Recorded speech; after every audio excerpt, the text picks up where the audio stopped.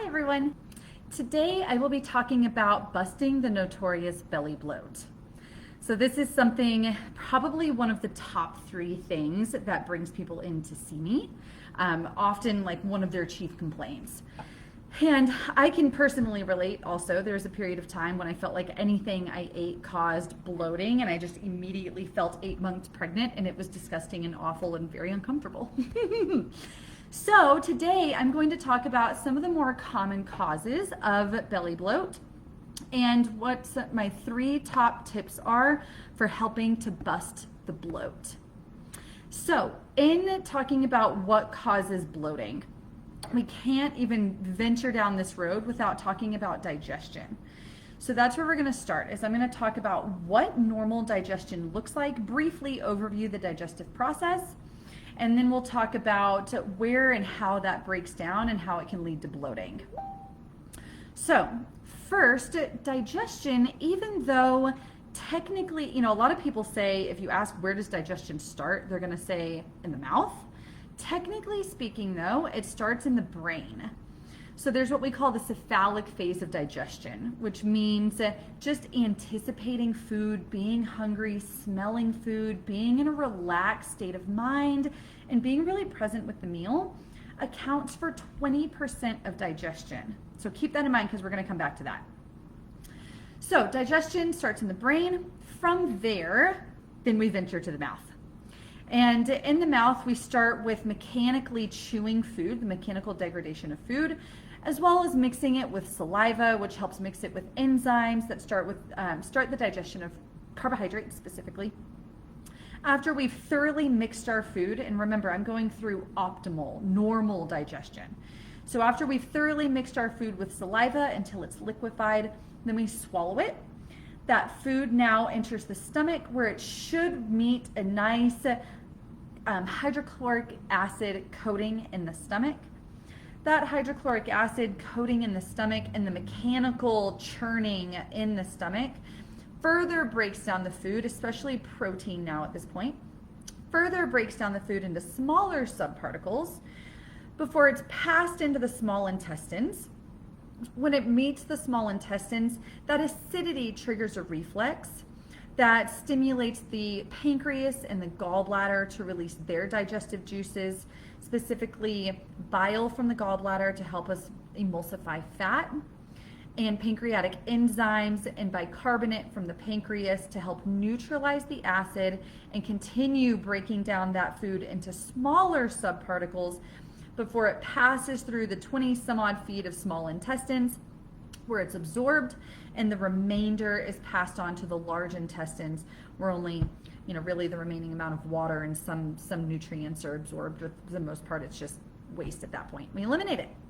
So that is digestion and absorption in a nutshell.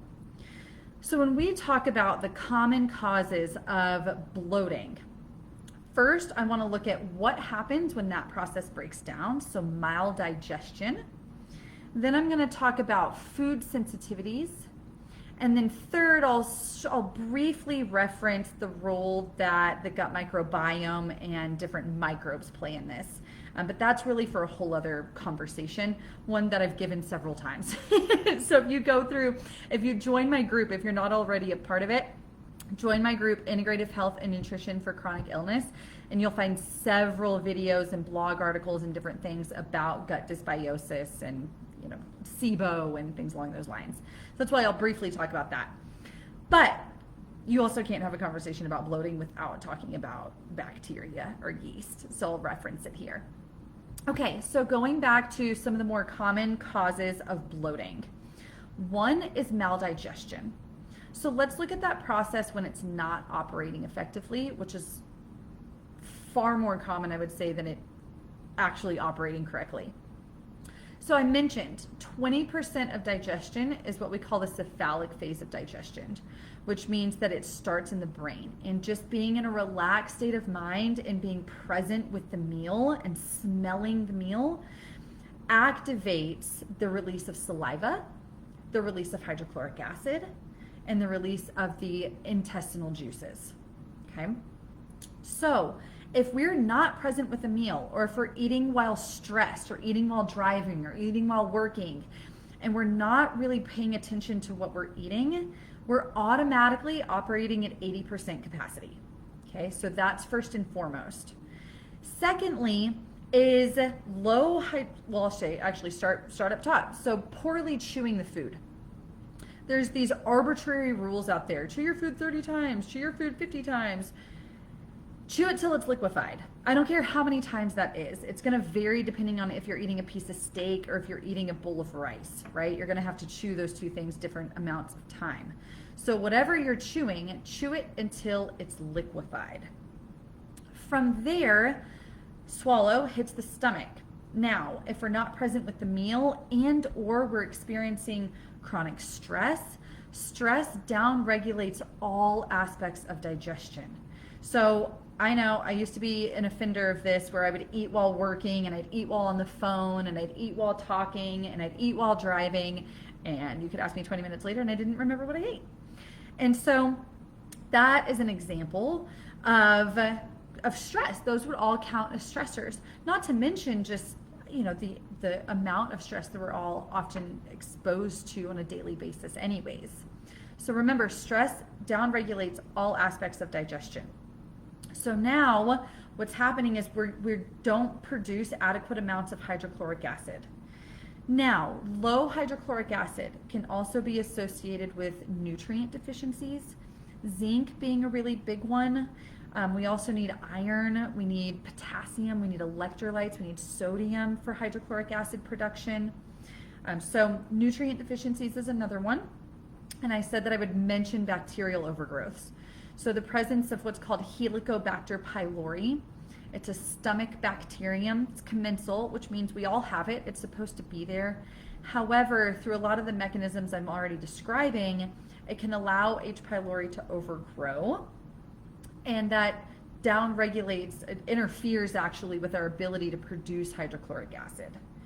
So all of what I'm describing represents low hydrochloric acid. So if you're struggling with persistent reflux, even though it seems like that would be a problem with too much acid, often, not always, but often it's actually a problem with too low of acid.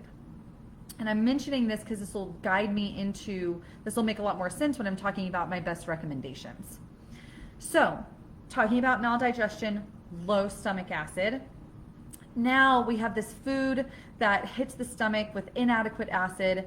The chemical and mechanical process still occurs of digestion in the stomach, but it's poorly broken down. So now we have these larger food particles passing through into the small intestines, and a more neutral pH of what we now call chyme. This mixture of food is called chyme that's passing into the small intestines. Three things happen. One, there's a weak stimulation of pancreatic enzymes, bicarbonate, and bile. So now we have a further issue with digestion. We have these larger food particles traveling down into the intestines. Secondly, what loves large, partially broken down food is bacteria. And so bacteria that are in the small intestines will start to ferment the carbohydrates and putrefy the proteins. And that creates gases. So just like you and I burp and fart after we go to the bathroom, or I'm sorry, after we eat, so do these microbes, so do these bugs, and they release different gases, hydrogen and methane being dominant. And those gases are in the small intestines, and so they get trapped. And so it leads into bloating. That's really what bloating is these trapped gases. So bacteria interact with this partially broken down food, ferment carbohydrates, putrefy proteins, release gases, and now we have bloating. The third issue with this is those large proteins also degrade the intestinal lining and stimulate the gut immune system. And so now we're creating further gut inflammation that can also lead to bloating. Okay. So that all really speaks to the digestive aspect of this, of what causes bloating, maldigestion, and so that's what we really are looking at. So eating while stressed, not present with a meal, not thoroughly chewing your food, and then how that further breaks down in the chain. So maldigestion, common cause number 1. Common cause number 2, food sensitivities.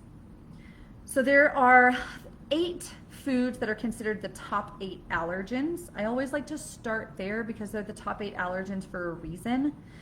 So those include dairy being a big one. So I want to mention dairy first because dairy is notorious for causing digestive symptoms, including bloating and IBS, so constipation, diarrhea, or mixed in pain. Dairy is a really offending one.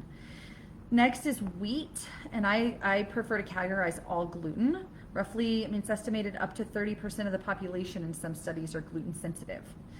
So gluten sensitivity is a real thing. It's also very common. So wheat and gluten. Next is corn, soy. Corn's technically not a top 8 allergen, but it's a common offending sensitivity, so I like to include that. But continuing with the other top 8 allergens, eggs, peanuts, tree nuts, fish, and shellfish.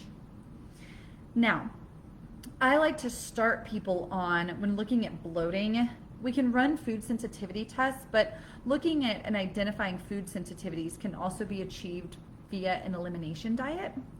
And what that involves is that you cut out different foods for at least, generally speaking, at least 2 to 3 weeks. I encourage 3 weeks. Cut them out completely for 3 weeks, and then systematically reintroduce each new food every 48 hours. So actually 72 hours, every 3 days. And see if you get a response, see if you get a reaction. So I start people on dairy, and dairy, because there's some confusion around this, dairy includes any kind of milk derivative from any kind of animal. So cow's milk, sheep's milk, goat's milk, yak's milk, I don't care what kind of milk, but it includes any kind of milk. And then cheese, cream, ice cream, butter, any kind of dairy, like I said, milk derivative. Now, there's a lot of nuances to this, but nonetheless, that gives you an idea of what dairy is in the first start. Now, I do also want to mention the difference between lactose intolerance and dairy sensitivity. So, dairy sensitivity means it's mediated by the immune system, and the immune system is attacking one of the proteins in dairy, and that creates inflammation, including the digestive symptoms. Lactose intolerance has nothing to do with the immune system. It means that we're lacking an enzyme, the enzyme lactase, that allows us to digest the milk sugar lactose. And so if we can't digest the milk sugar lactose, bacteria will. And like I said before, they produce gas, and then we have the bloating issues. So difference there. A lot of people say they're like, I switched to lactating milk and I still have issues. It might be a dairy sensitivity, right? So there's 2 different things. But nonetheless, when doing an elimination diet, I'll usually have people remove dairy, gluten, legumes. I'll have them corn, soy, sugar, and then usually do like a short period of time, like 7 to 10 days of no grains. I'll have them prepare their nuts in a certain way. So there's a lot more, a lot of different types of elimination diets, really and truly, and it really depends on the person.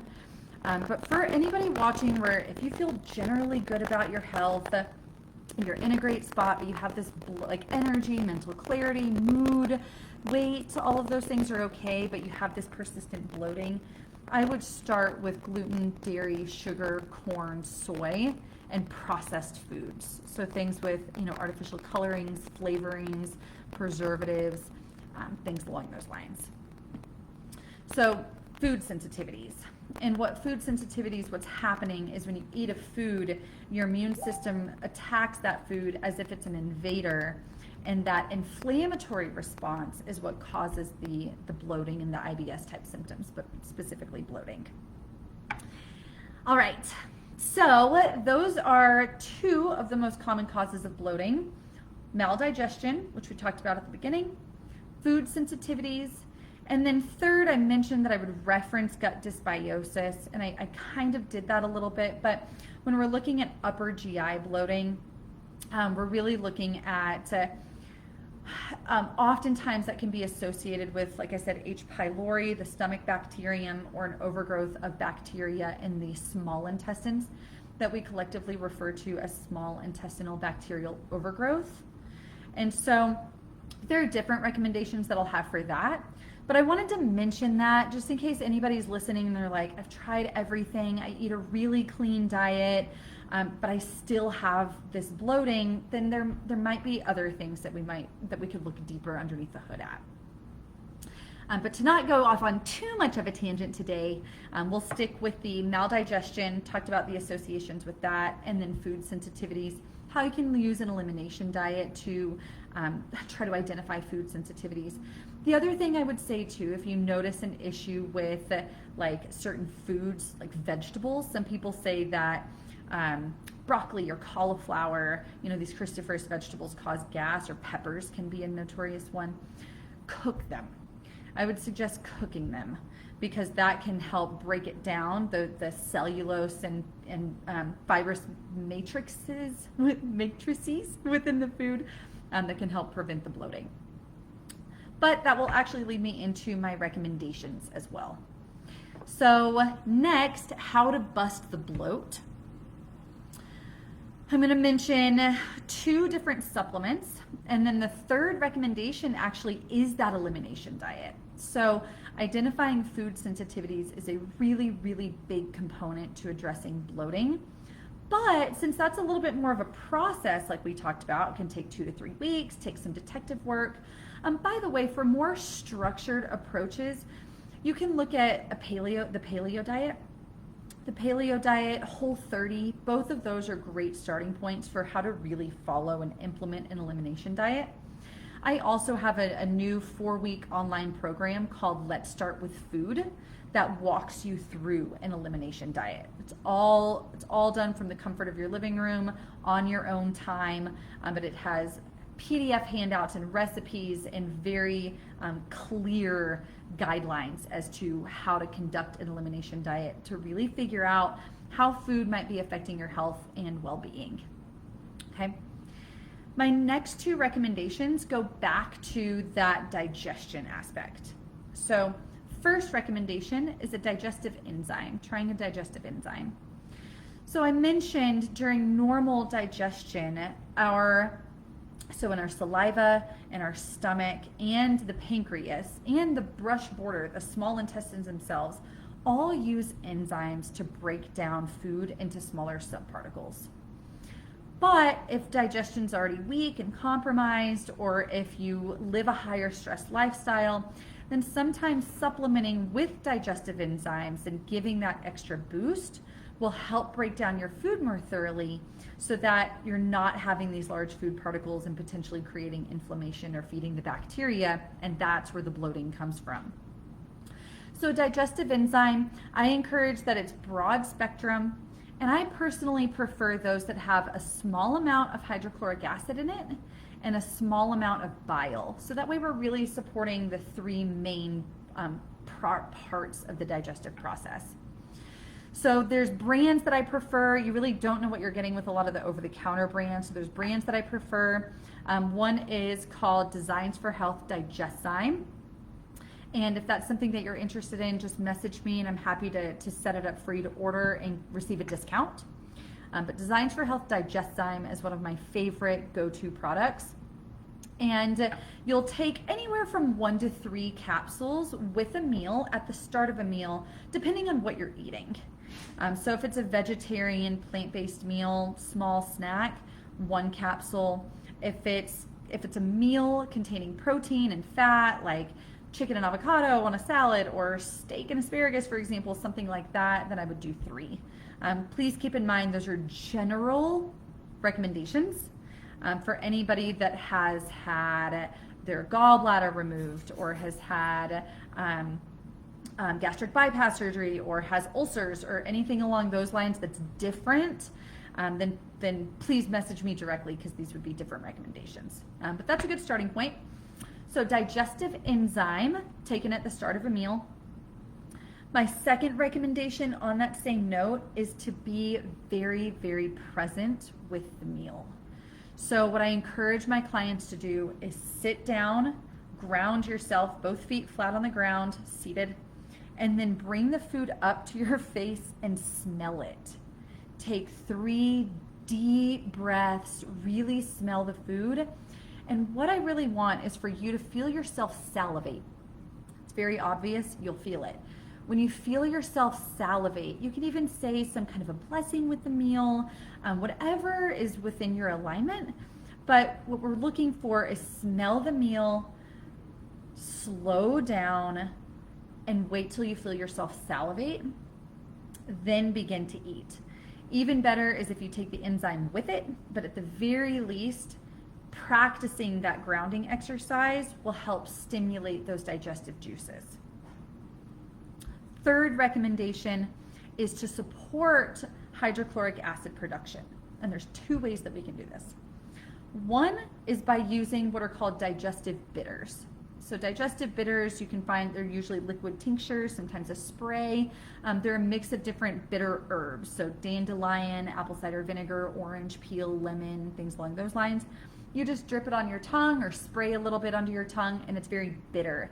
And that bitter taste stimulates the production of hydrochloric acid in the stomach. So you can try that at the start of each meal. You can take that with an enzyme too. Second would be apple cider vinegar. So ideally raw, unfiltered. You'll see on the bottle it says with the mother, and oftentimes it looks like there's stuff floating in the bottom. That's what you want. Because then it actually contains enzymes within itself. But as you can appreciate, apple cider vinegar is very, very acidic. So I'll have people do 1 tablespoon. If you can do it straight, fantastic. If you need to put it in like an ounce of water or so, kind of a 1-to-1 ratio, that's fine too. Warm water even better. And drink that at the start of a meal and then go ahead and eat. But that bitterness from the apple cider vinegar will also support production of hydrochloric acid. So those are 3 things that you can do right away. You probably have apple cider vinegar at your house already. You can buy the bitters online and take those at the start of the meal. Practice that grounding exercise, smelling the meal, and consider the digestive enzyme also for added support. And then for elimination diet recommendations, like I said, you can check out either Whole30 or Paleo or the Paleo diet for some general recommendations and guidelines. All right, so I hope that was helpful. Helpful tips on how to bust the bloat. At the beginning, we talked about the more common causes of bloating, maldigestion, talked about food sensitivities, and then briefly mentioned gut dysbiosis. And then I mentioned my top 3 tips for helping to get rid of belly bloat. So thank you all for tuning in. I hope that was helpful. All right, thank you all so much for attending. Have a wonderful night tonight. Good night.